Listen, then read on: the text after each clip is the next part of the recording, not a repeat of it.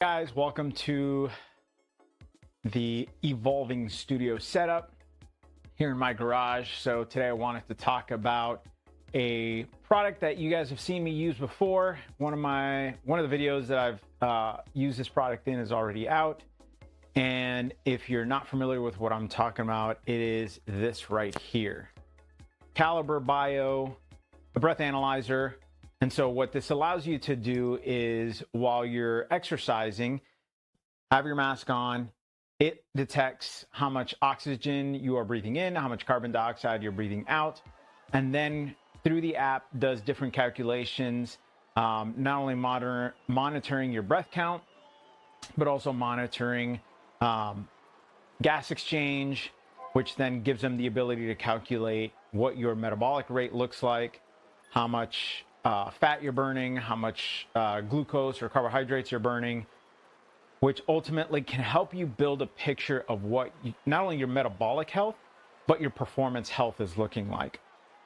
And so this is going to be a quick, quick review, unofficial review. You know, this is a product I bought myself. So this is not a, sponsored ad or anything like that. This is just me sharing my experience. And truly an unbiased experience. So first of all, what comes in the bag? Obviously, you get your mask and the straps that go with it. You get a separate bag, little mesh bag that you can keep it in. Also has extra straps that you can attach. These are rubber instead of cloth.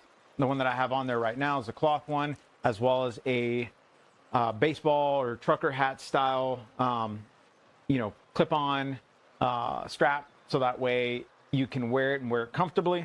Then it also comes with a proprietary USB cable. Now, this is where I will start with the cons of this device. The proprietary USB cable is proprietary, which means it is recommended to use this and only this to charge the device. The other con when it comes to charging is that it does not come with a charger box.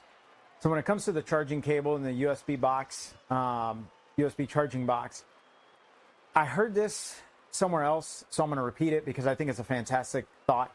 So if you grew up in the 80s, 90s, especially, in the late 80s, early 90s, you know that every single toy out there comes with a notification on the side or some sort of printed something that says batteries not included. And the person mentioned, when did including the charger box become that batteries not included? And why don't they tell us about this? That is something that I wish I understood, wish I knew. Again, because of the fact that they recommend using a charger box, I feel like they should include it. So that way it is something specific to the device itself with the, power recommendations, essentially OEM. So that way you're not worried about, is this charger going to work? Is this not going to work? Depending on whether you have an iPhone or Samsung, Android, whatever, device company phone you have, if you have a USB-C charger, the power levels are going to be different, especially since they recommend a standard charger and not any of the super, quote, supercharger ones, which are the, I think 3 watts or higher. Something like that, or whatever the wattage is on the chargers these days. So just keep that in mind. Again, I really wish that they included a charger box with the device itself. And just to kind of parrot that notion, when did charger boxes become the batteries not included of this current era? The device is USB-C, and the sensor itself. So right now, the sensor, I have it clipped in on the mask. If I can get it unclipped. There we go. So this is the sensor itself, small little pod. As you can see, I bought a third-party USB-C cover. And basically what it is the USB-C port on the bottom. When you're working out, you want to have it covered so that way no water gets into it. They do include little USB-C covers in the packaging, but they're little tiny USB-C plugs that get lost exceptionally easily. They're aware of it. They state it in the documentation. They, if you go through their YouTube videos, they recommend, getting something like this, third-party USB-C cover, so that way you're not worried about losing it. And in this case, I found one that basically it sticks on. I have it, stuck onto the power button because that's the closest place where it'll stick perfectly, attach and detach and not get away from me. The fact that you're required to use a power box and the fact that you're required to use your proprietary USB-C cable, to me, I look at that as a con because, in my mind, it's just charging. But the device itself, obviously, it's an instrument that, while not designed or certified for clinical use, does provide clinical level performance, does provide clinical level readouts. So you are able to get really great data from a device like this, which is great to have handy. And that's one of the biggest pros for me, is I can engage with this any time of day. From my understanding, there is no expiration date to the sensor. There's no, limited use of the sensor. So I put it on the mornings, specifically just to kind of gauge where I'm at with, with my ketosis, whether or not I'm in ketosis, not in ketosis. Now, the app itself is not going to tell you that, but when you look at your fat burning ratio to carb burning ratio, you get a good idea of where you're at. And then the other thing is to see what activities impact my metabolic function. So if I'm sitting there at my desk, computer desk, what is my metabolic rate doing? Is it ramped down? Is it ramped up? If I'm running around the house doing things, picking up stuff, moving stuff, how's my metabolic rate doing? Am I burning a lot of carbohydrates? Am I burning a lot of fats? It really gives you a good window into how your body functions. And that for me is probably the biggest pro to having something like this, is it's not just designed for do this workout protocol and take this data and then extrapolate it to your entire day. You can use this while you're sitting. You can use this while you're walking around. You can use this while you're active exercising. You can use it while you're, you can use it while you're sleeping. The owner has a video out there where he talks about, he does, he'll wear it while he's sleeping just to kind of gauge what his body's doing.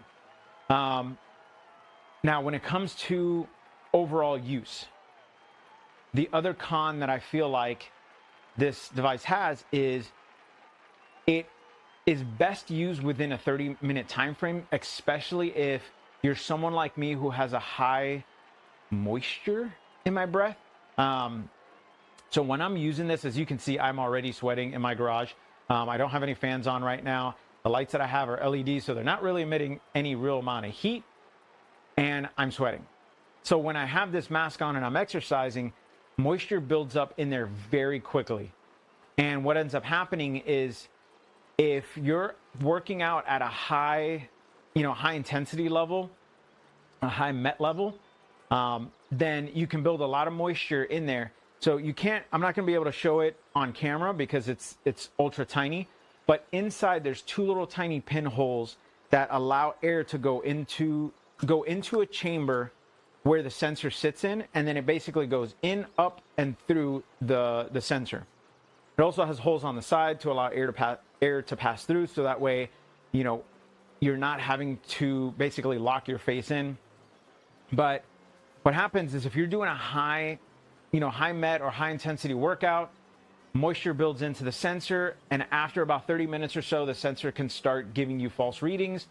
And so for someone like me who does obviously a lot of indoor cycling, not a lot of air movement here, especially when you wear the mask, you're recommended to not have any fans directly blow into the device, so that way you're not getting, not getting any false data. I usually will turn on only the fan behind me, which means I heat up very, very quickly, start to sweat very quickly, and that ultimately ends up causing a lot of moisture to build up. So I limit, anytime I use this exercising indoors, on the bike, on Zwift, I limit my use to about 30 minutes so that way I get as much accurate data as possible. And then I put it aside. I'll continue my riding, even if it means my calorie burn data in Zwift is different than my calorie burn data in the app. So real quick, I wanted to talk about, going through the app and what it looks like. So this is the report section. So when you start off in the home, you click the start measure, you connect a device, and then it takes you to the dashboard, which is this main page. Because it's not connected, you're not going to see anything here, but basically it looks like this dashboard. And so pulling up the ride report or the FATOX report here for this event. Basically, what we're looking at is different respiration parameters. So you see in the main chart the calorie burn rate, fat burn rate, respiration rate, minute volume, VO2, and exhaled CO2. So if you're looking to understand what your caloric expenditure looks like, then you can kind of use this to, wear it throughout your day. You'll see, so that in this session, I wore it for 30 minutes while I was exercising on the bike, but I'll have events like this where I'll just, put it on while I'm, sitting at my desk or sitting on the couch just to kind of see what my caloric burn rate looks like. As you can see, when you're not doing much, you're not burning much. Your metabolic function is slow. In this case, the average burn rate was exceptionally slow. Um, Now, I do feel like this event, the data was not collecting accurately. And so I tried again. See, this is another one that I did. And this one showed about a calorie, a little, almost, just under 2 calories per minute average. And so this is where I talk about, kind of scenario driven. Sometimes the data doesn't look right.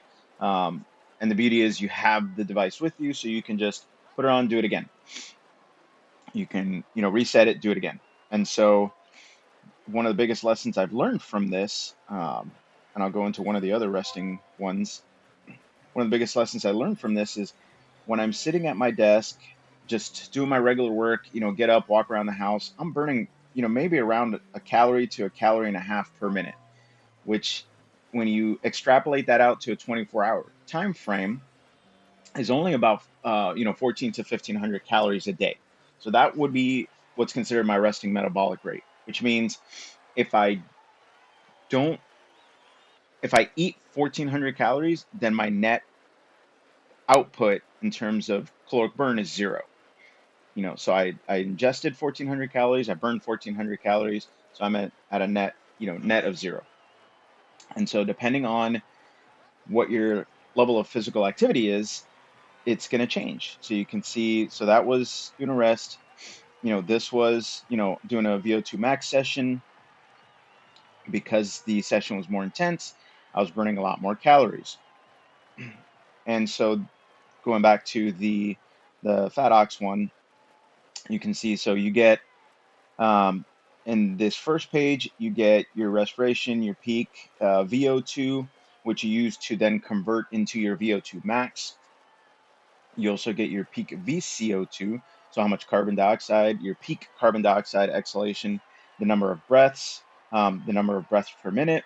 So if you feel like your breathing is off, maybe you feel like you're breathing a little too fast because something's going on. Oftentimes, when you're sick, um, you know, when something's going on in your body, you might breathe a little bit faster, might breathe a little bit slower. So this is a good way to kind of identify that in the moment, um, what your breath volume is.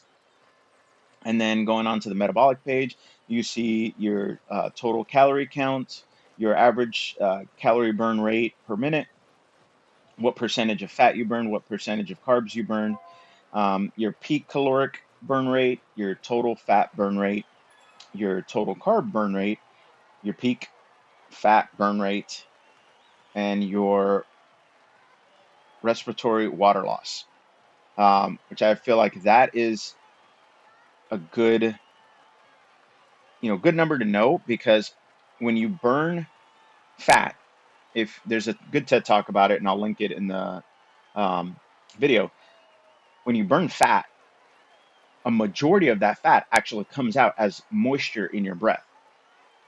And so when you're in ketosis, um, and I'll show you, I think you should be able to see it here.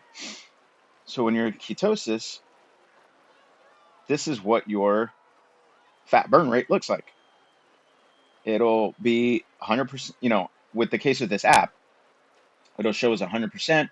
It'll drop down as you're being active, come back up, drop down, depending on what you're doing. And so that is, another thing that I've seen with this app is when you are active, you will change metabolic systems, or you'll change, fuel systems, and go from burning fat to burning glucose and vice versa. And so that has helped me understand when I'm at my desk and my metabolic rate is down to, 1 calorie to 2 calories per minute burn rate, maybe I shouldn't be eating a lot of food or junk food or anything while I'm at my desk. Maybe I should minimize my caloric intake while I'm sitting there, and then focus on eating when it's lunchtime. So I give myself a good break in between breakfast and lunch, or lunch and dinner, because generally I don't eat breakfast.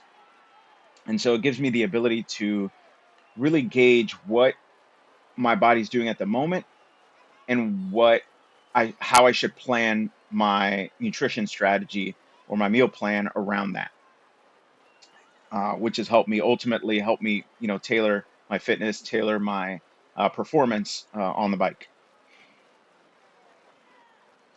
And then vice versa, when I'm exercising, I'm looking at, what percentage fat I'm burning versus what percentage carbs I'm burning, and whether or not a certain intensity means that I should increase my carb intake while I'm exercising. Now, generally, you don't necessarily need to expect, well, me specifically, I'll talk about me. Me specifically, anything under 90 minutes, I don't need carbohydrates. I perform just fine. Doesn't matter the intensity.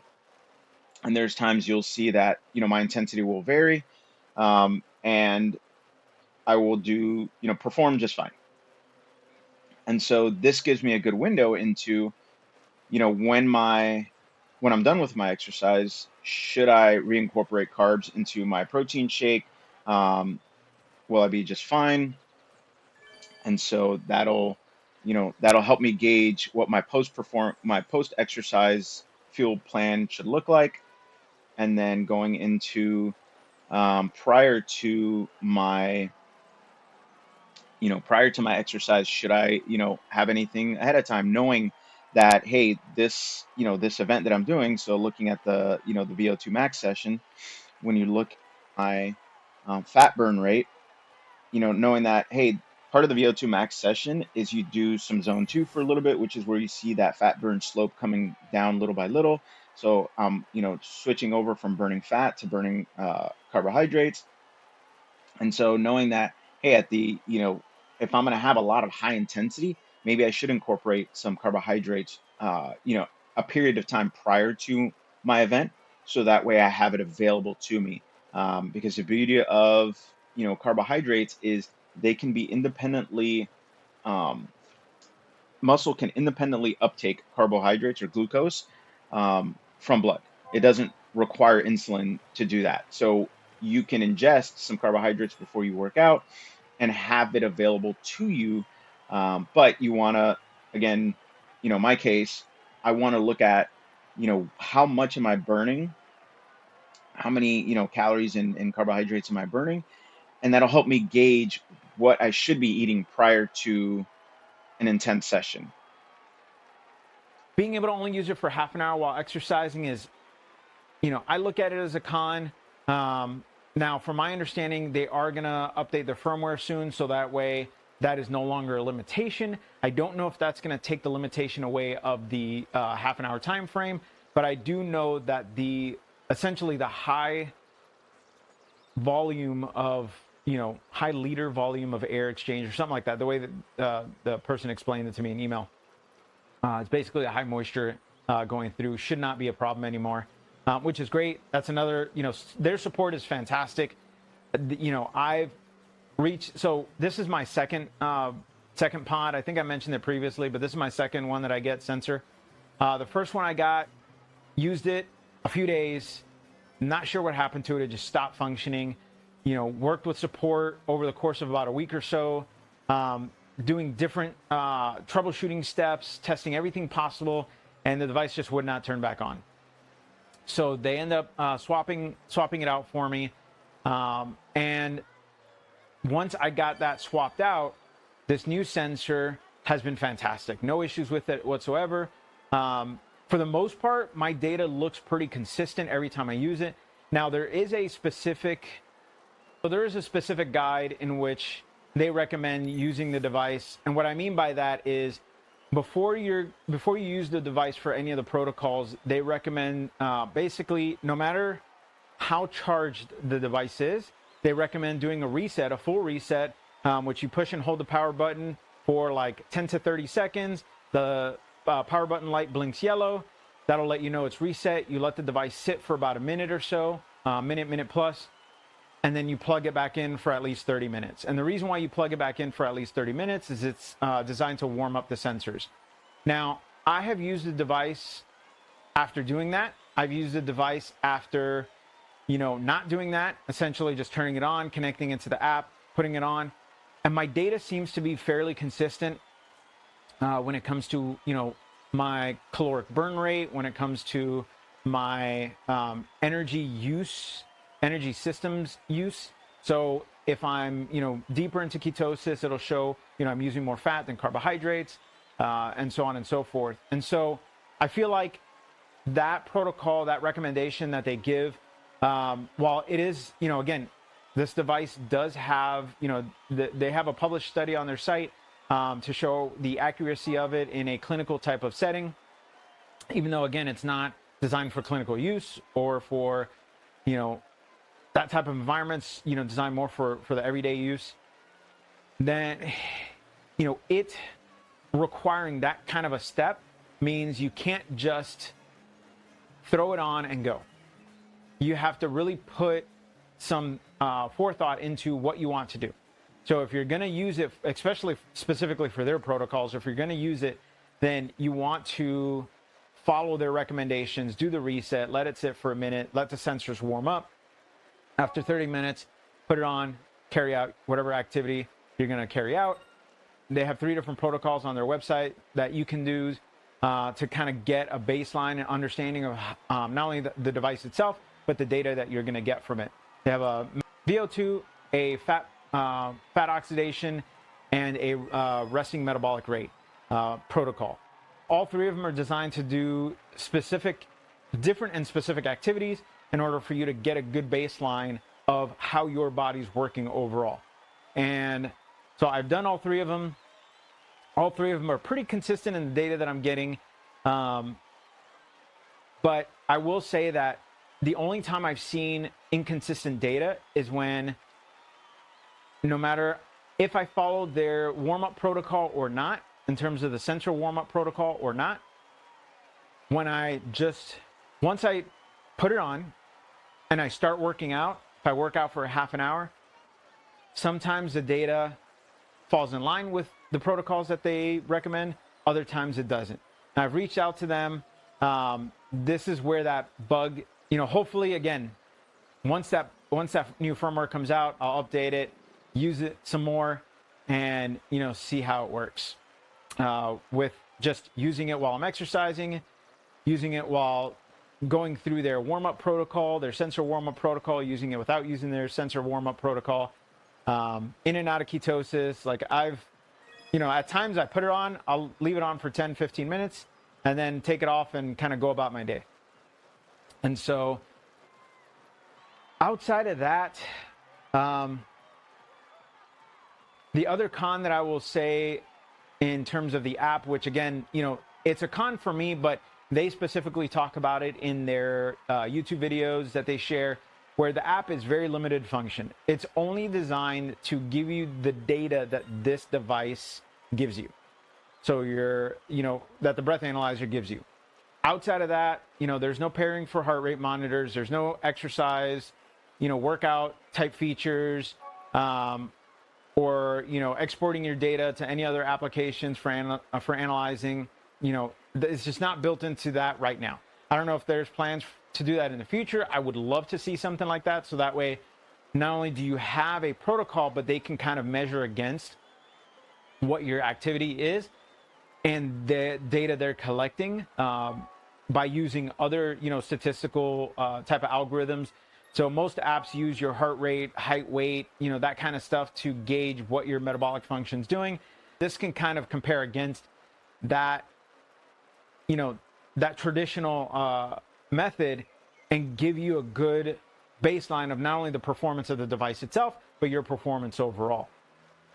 And then also the other thing that for me, I feel like is a con when it comes to the app itself is the app does allow you to export your data, but it exports out to a CSV file. The data is essentially raw data.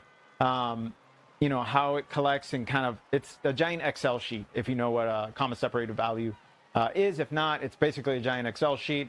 So you can import that into Excel and kind of graph it out. So if you do a session that is longer than, half an hour or so, the data tends to get so big that the app doesn't actually export it. Now I've had, I've done 2-hour VO zone 2 sessions with the mask previously after I got my new sensor, just to kind of see what my data looks like while I'm, working in zone 2. Because that is, for me, identifying where my zone 2 is at, identifying where my VO2 max is at, is important for my skills and abilities as, a esports cyclist, as a, endurance cyclist. I want to understand, am I making the right choices in how I'm implementing performance in a race, in a training exercise, how I'm fueling, when, what should I be fueling with, when should I be fueling?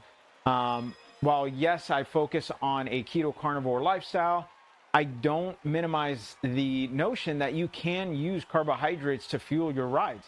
I've seen, in my case, I've seen where my blood glucose drops significantly when I'm doing a steady state zone 2, zone 3 ride, because outside of, outside of using a sensor of something like this, I also have one of these guys. I use a ketone meter that does blood glucose and ketones as well. So depending on how I feel, I might, check my blood sugar at the moment, see where I'm at. If I'm feeling good, I might check my ketones, maybe see, the idea is, if you know what your metabolism is doing while you're exercising, while you're putting out a hard effort, while you're doing steady state zone 2 work, or maybe tempo riding in zone 3, then you can really adjust how you strategize not only your performance but your nutrition as well. For me, the last thing I'll mention is, remember that this is only one point source of data. This isn't the end all be all. I would recommend, if you're going to use it and this is the only thing you're going to use for data, take it, enjoy it, get a rough guideline of how you want to use it, tweak things as you go, but also know that you might need to add other things into your tool chest in order to validate whether this is reading who you are as an athlete, who you are as a person accurately. So hope that helps. If there's any questions, thoughts, again, this is mine, so I can test it as much as I want. I can try out, different types of exercises, events, especially once the new firmware comes out. I'm going to have a blast testing it out. So if there's any thoughts, any questions, please leave them in the comments below, and I will catch you guys on the next one.